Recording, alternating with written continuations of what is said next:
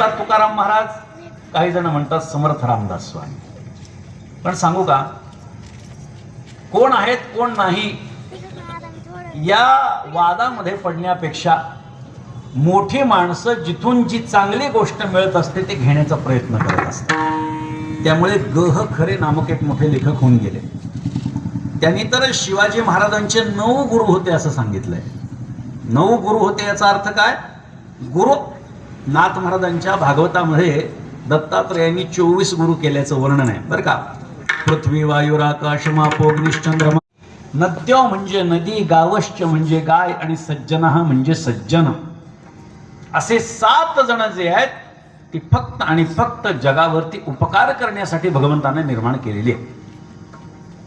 आता काही जण म्हणतील की संतांचा क्रमांक तर शेवटी सांगितलाय, म्हणजे संत कमी महत्वाचे आहेत. असं नाही आहे. इंग्रजीमध्ये एक वाक्य, last but not the list, म्हणजे एखाद्याचं नाव आपण शेवटी घेतलं म्हणजे तो कमी महत्वाचा आहे असं नाहीये, तर तोही महत्वाचा आहे.